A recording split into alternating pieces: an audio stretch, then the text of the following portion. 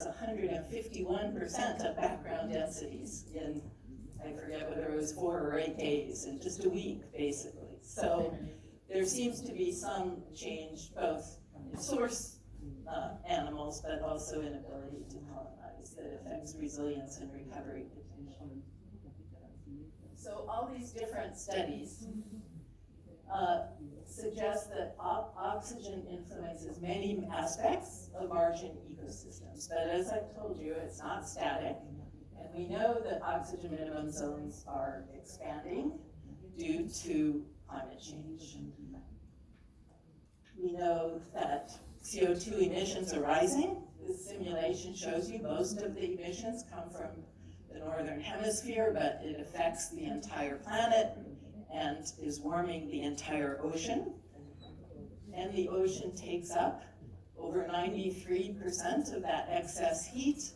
A lot of it goes into the upper 700 meters of water and is leading to oxygen decline in the global ocean, including some parts of some eastern boundary upwelling systems.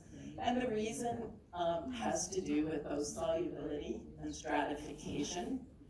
A warmer water, ocean water, holds less oxygen, and warming also raises the oxygen thresholds for living organisms. So an animal living happily at 50% oxygenation at 10 degrees centigrade, if its water warms to 12 or more, it may not survive, in fact.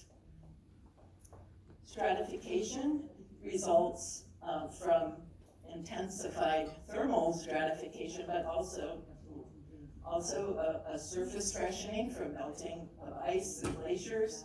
And this increased stratification, which accounts for most of the open ocean oxygen loss, leads to reduced ventilation, reduced vertical mixing of oxygen into the ocean interior. There are also many other factors that can, in some way, contribute locally to oxygen loss. Warming is releasing some methane, frozen methane from the seafloor, and consumption of that methane by aerobic bacteria consumes oxygen. We know that there are rising iron and nitrogen deposition happening in the open ocean that can contribute to increased primary productivity and oxygen drawdown. We know there are upwelling winds in some parts of some of the eastern boundary upwelling systems that are bringing low oxygen water to the surface. We've been hearing about that. And there are circulation changes, for example, a strengthening of the California undercurrent off Southern California that's caused large declines in oxygen in the last decades. So this was a very famous paper. It's already been mentioned at this meeting. Strom et al. Documented tropical oxygen minimum zone expansion in many different parts of the world.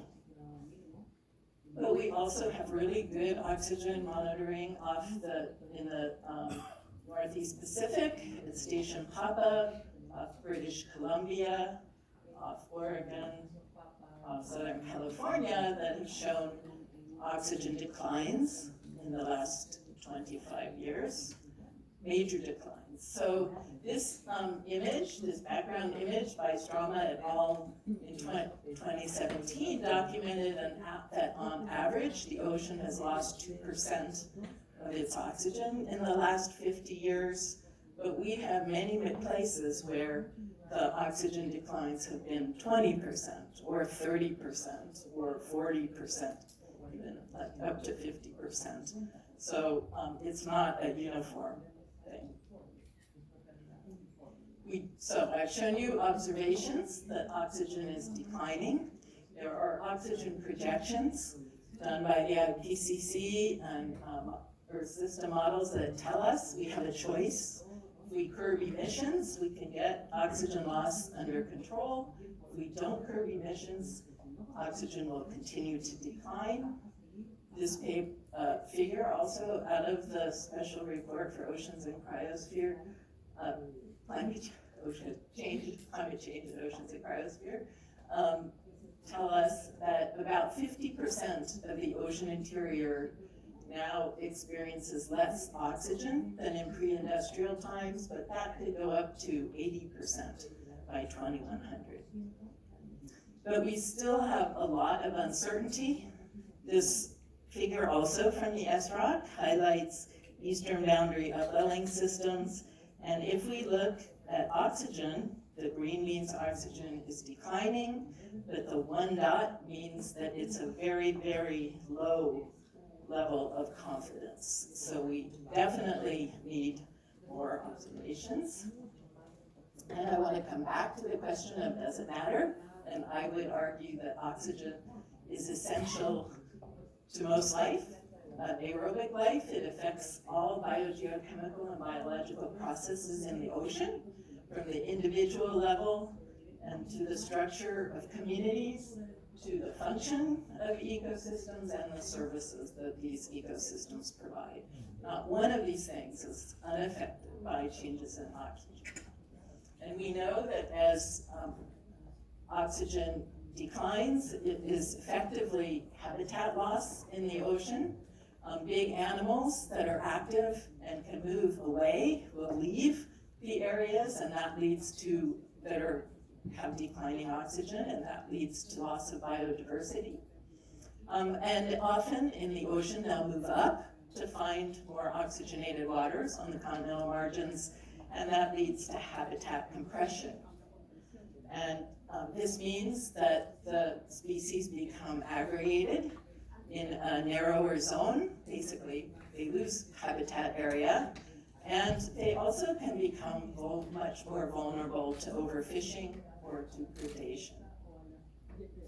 One of my former students, Kurt Sato, has studied sea urchins. We see a lot of examples of habitat compression in fish, but he found from surveys since 1994 that one species moved up and had its habitat compressed. The white urchin and the pink urchin actually expanded at that time and moved up into shallower water. So the animals are moving on the seafloor in response, we believe, in response to changing oxygen.